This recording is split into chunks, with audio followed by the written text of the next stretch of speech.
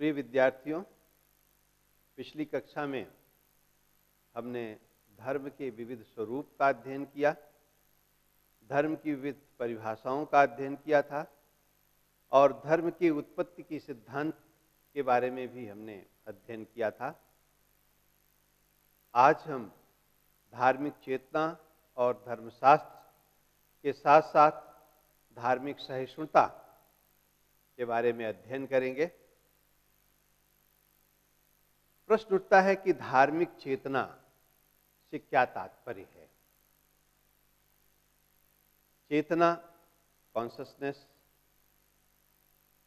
और धर्म, रिलीजन की बात हम करते हैं तो कहते हैं कि जहां चेतना होगी वहां धार्मिकता होगी। तो एक तरह से धर्म युक्त चेतना ही धार्मिक चेतना कहलाती है। धर्म युक्त चेतना धार्मिक चेतना। जिस चित्त में हम गलत धारणाएं बनाते हैं, गलत कल्पनाएं करते हैं, मिथ्या चिंतन करते हैं, तो वो धार्मिक चेतना नहीं होती। धार्मिक चेतना का स्वरूप तो वो है कि जब हमारा अपना चित्त शुद्ध हो, हमारा अपना चिंतन शुद्ध हो,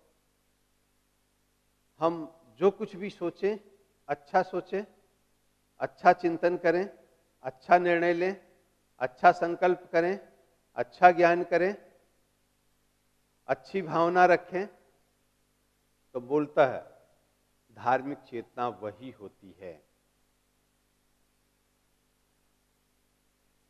चित्त कहते हैं कि सभी गुणों की खान है और सभी अवगुणों की भी खान है। जो कुछ निकलता है सब चित्त से निकलता है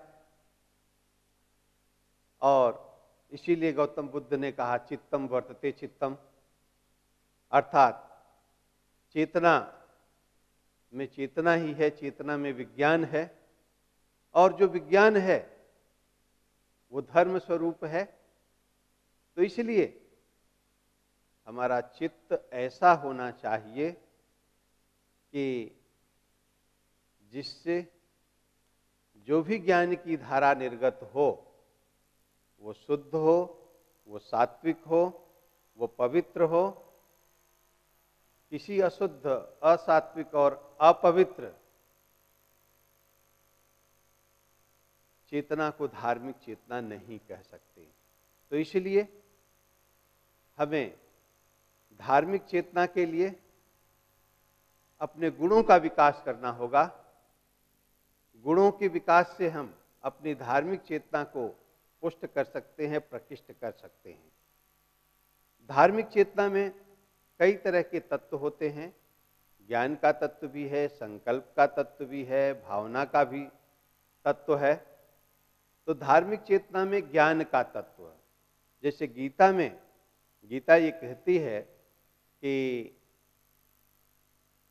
ज्ञान के, यानी गीता में स्पष्ट रूप से उल्लेख है कि सत्य को प्राप्त करने के लिए ज्ञान, कर्म और भक्ति ये महत्वपूर्ण है। मार्गस्त्रयो मया प्रोक्ता नृणाम श्रेयो विघिष्या ज्ञान कर्म भक्तिश्च नोपायो अन्योस्ति कर्हिचित। कृष्ण भगवान कहते हैं कि मैंने 3 मार्ग बतलाए हैं। एक ज्ञान का मार्ग है, एक कर्म का मार्ग है और एक जो है ज्ञान, कर्म और भक्ति। ये 3 मार्ग हैं। तीनों मार्गों पर चल करके व्यक्ति सत्य को प्राप्त कर सकता है, सत्य की साधना कर सकता है, लक्ष्य को प्राप्त कर सकता है। तो धार्मिक चेतना में ज्ञान का तत्व, अर्थात धार्मिक चेतना वो है जिसमें ज्ञान समाविष्ट है।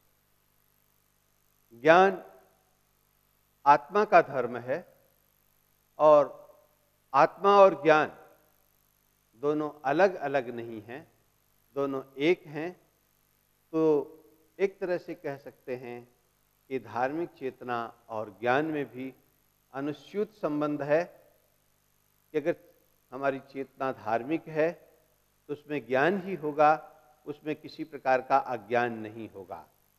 हम ज्ञान के पथ पर चलेंगे, तो इसलिए धार्मिक चेतना का अपना महत्व है। धार्मिक चेतना इसीलिए अच्छी मानी जाती है। तो एक तरह से कह सकते हैं कि जो भी श्रेष्ठ ज्ञान है, जो भी अच्छा ज्ञान है, जो भी पवित्र ज्ञान है, वो सब धार्मिक चेतना से संबंधित है। कभी कभी हम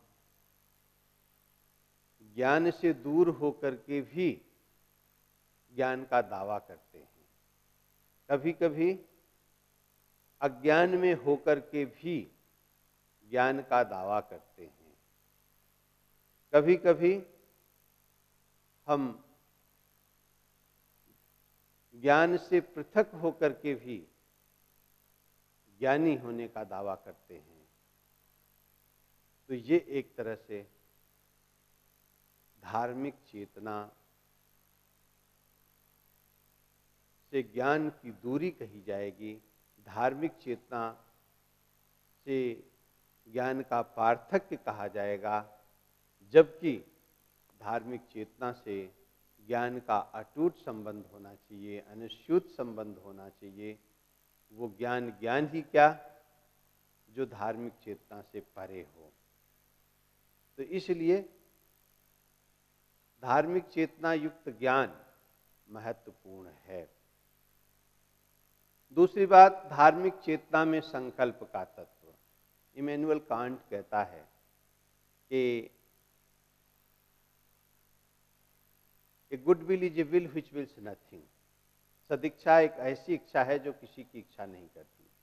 तो मूलतः अगर हमारी संकल्प में धार्मिक चेतना है तो एक तरह से हम जिस शुभ संकल्प की बात करेंगे, जिस सदिच्छा की बात करेंगे, वो हमें आप्त काम की ओर ले जाती है।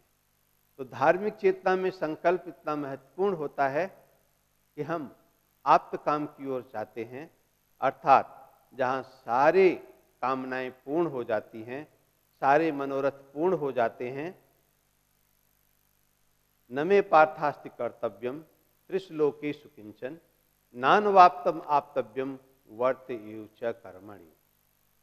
भगवान कृष्ण गीता में कहते हैं कि हे अर्जुन, मेरे लिए तीनों लोकों में कोई कर्तव्य नहीं है। न मे पार्थास्ति कर्तव्यम त्रिश्लोकेषु किंचन, तीनों लोकों में कोई कर्तव्य नहीं है। और नानवाप्तम आप्तव्यम, ऐसी कोई चीज नहीं है जो मेरे लिए अप्राप्य हो, अप्राप्त हो। मैंने तो सब कुछ प्राप्त कर लिया है, लेकिन वर्तेव च कर्मण, फिर भी कर रहा हूं। क्यों? क्योंकि हमारी संकल्प की चेतना विकसित है। धार्मिक चेतना में संकल्प महत्वपूर्ण है, जिसके कारण व्यक्ति हर स्थिति में कर्म को करता है। किसी उद्देश्य की प्राप्ति की जरूरत नहीं है, लक्ष्य की जरूरत नहीं है। वो अकिंचन होते हुए भी सब कुछ है उसके पास। तो इसलिए उसे किसी की कामना नहीं है, कोई मनोरथ नहीं है, कोई इच्छा नहीं है। धार्मिक चेतना में संकल्प होने से यही स्थिति बनती है। और जो तीसरी प्रकार की बात है, जो ल्यूगा कहता है कि भाई धार्मिक चेतना होगी तो भावना महत्वपूर्ण होगी। भावना के बिना व्यक्ति का जीवन निरर्थक है। क्या किसी भाव शून्य, भावना शून्य व्यक्ति को हम अहिंसक मान सकते हैं? कहते हैं कि अहिंसक चेतना का विकास तभी हो सकता है जब भावना को स्थान है। जेम्स सेथ ने बहुत सही कहा, kill your sensibilities you separate from your fellows. आप अपने भावना की हत्या कर दीजिए, आप अपने मित्रों से अलग हो जाएंगे। अगर आपको अपने मित्रों से जुड़ना है, मित्तिम में सब भूयेषु, ये सारी पृथ्वी मेरे मित्र हैं, तो ये तभी हो सकता है जब भावना का उद्वेग, भावना का ज्वार प्रकृष्टित हो। भावना शून्य व्यक्ति शुष्क व्यक्ति होता है, उसकी चेतना शुष्क होती है। इसलिए कहते हैं कि भावना बहुत जरूरी है, जीवन में भावना जरूरी है। भावना के बिना व्यक्ति का विकास नहीं हो सकता। भावना के व्यक्ति कोई करुणावान नहीं हो सकता, कोई अहिंसक नहीं हो सकता, दयावान नहीं हो सकता। अगर संवेदना का स्रोत नष्ट हो जाएगा तो व्यक्ति की चेतना धार्मिक चेतना नहीं हो सकती। युवा का स्पष्ट कहना है कि भावना के स्रोत को बढ़ाना है, चेतना को धार्मिक बनाना है। तो इस तरह से हम ये देखते हैं कि धार्मिक चेतना हमारे लिए महत्वपूर्ण है। अगर हम चेतन प्राणी हैं तो चेतन प्राणी का धर्मयुक्त होना बहुत जरूरी है। अचेतन के लिए धर्म की कोई उपादेयता नहीं है। ये मेज, कुर्सी, ये पंखा, ये धार्मिक हो या अधार्मिक हो, इनसे क्या मतलब है। लेकिन एक चेतनशील प्राणी अगर वो अधर्म के मार्ग पर चलता है तो लोग उसकी निंदा करते हैं, लोग उसकी उपेक्षा करते हैं, लोग उसे घृणा की दृष्टि से देखते हैं, लोग उस पर विश्वास नहीं करते। इसलिए अगर विश्वसनीय बनना है तो धार्मिक चेतना का विकास करना होगा। और धार्मिक चेतना के विकास में ज्ञान भी महत्वपूर्ण है, संकल्प भी महत्वपूर्ण है, भावना भी महत्वपूर्ण है। तो हम इसके माध्यम से अपनी चेतना को प्रकृष्ट कर सकते हैं, धार्मिक चेतना का विकास कर सकते हैं, धर्मशास्त्र को पुष्ट कर सकते हैं। जहाँ तक धार्मिक सहिष्णुता की बात है और विश्व धर्म की बात है, प्रश्न उठता है कि विश्व धर्म क्या है। बात आती है व्यक्ति के धर्म की, बात आती है राजधर्म की, बात आती है विश्व धर्म की। व्यक्ति का धर्म क्या है? जब पूछा जाता है कि व्यक्ति का धर्म क्या है, तो ये लोग कहते हैं ये जैन हैं, ये बौद्ध हैं, ये सिख हैं, ये ईसाई हैं, ये मुसलमान हैं। तो एक तरह से संप्रदाय की बात कर दी जाती है।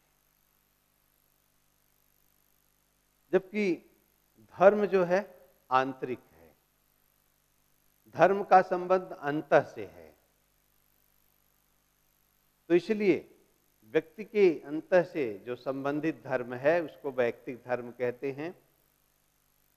जो व्यक्ति में अनुशासन लाता है, जो व्यक्ति को गुणवान बनाता है, जो व्यक्ति का विकास करता है, वो वास्तव में वैयक्तिक धर्म है।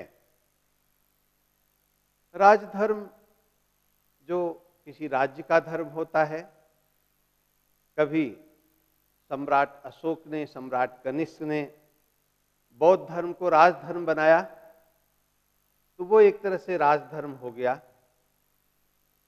अब प्रश्न उठता है कि विश्व धर्म क्या है। विचारक, चिंतक विश्व धर्म को, कुछ विचारक, कुछ चिंतक विश्व धर्म को महत्व देते हैं। गुरुदेव रविन्द्रनाथ टैगोर ने विश्व धर्म की बात की थी। अरविंद घोष ने विश्व धर्म की बात की थी कि धर्म किसी देश काल की सीमा में बंधा हुआ नहीं होना चाहिए। यद्यपि धर्म का जो रिलीजन अर्थ होता है, धर्म का जो रिलीजन पर्यायवाची है, उसका जो लैटिन अर्थ होता है वो तो बंधा हुआ होता है, बांधा हुआ होता है। अब बांधा हुआ का मतलब वहां लिया जाता है कि जो गुणों से बंधा है, जो नैतिकता से बंधा है, वो धर्म है, न कि जो देश काल से बंधा हुआ है। तो एक तरह से देश काल से बंधे हुए को धर्म नहीं कहते। जब देश काल से बंधा हुआ धर्म नहीं है तो इसका मतलब कि वो तो विश्व धर्म है। तो विश्व धर्म वही है जो देश काल से बंधा हुआ नहीं है, जिसे सभी स्वीकार करते हैं, जिसे सभी मानते हैं, वो विश्व धर्म है। और मुझे लगता है कि सत्य विश्व धर्म है। क्यों? क्योंकि सत्य को सभी लोग स्वीकार करते हैं, मानते हैं। सभी ये कहते हैं कि सत्य बोलना ठीक है, असत्य बोलना पाप है, झूठ बोलना पाप है। सत्य बोलना पुण्य है, झूठ बोलना पाप है, ये सभी मानते हैं। तो क्यों नहीं हम सत्य को विश्व धर्म माने? ये सभी कहते हैं कि हिंसा करना बुरा है, अहिंसा के पथ पर चलना अच्छा है। तो क्यों ना हम अहिंसा को विश्व धर्म माने? तो मूलतः धर्म तो वही है जो देश काल की सीमा से बंधा हुआ ना हो। जब आप किसी को देश में बांधेंगे तो वो देश का धर्म हो गया, जब आप व्यक्ति से बांधेंगे तो वो व्यक्ति का धर्म हो गया। लेकिन अगर देश काल की सीमा से परे मानेंगे तो वही विश्व धर्म हो गया। तो एक तरह से विश्व धर्म का अर्थ यही है कि वह धर्म जो मानव कल्याण के लिए है। हमारी ऋचाएं कहती हैं वसुधैव कुटुंबकम, सर्वे भवन्तु सुखिनः, सर्वे सन्तु निरामयाः, सर्वे भद्राणि पश्यन्तु मा कश्चित् दुर्भाग् भवेत्। सचमुच यही तो विश्व धर्म है। बहुजन हिताय बहुजन सुखाय की जो बात कही गई, वसुधैव कुटुंबकम की जो बात कही गई, मित्तिम में सब भूयेषु की जो बात कही गई, यही तो विश्व धर्म है। संपूर्ण वसुधा को अपना समझना। क्या जो संपूर्ण वसुधा को अपना समझता है, क्या आप उसे अधार्मिक कहेंगे? सभी प्राणी मात्र से जो प्रेम करता है, क्या उसे अधार्मिक कहेंगे? जो सबके साथ अच्छा बना के चलता है, क्या उसे अधार्मिक कहेंगे?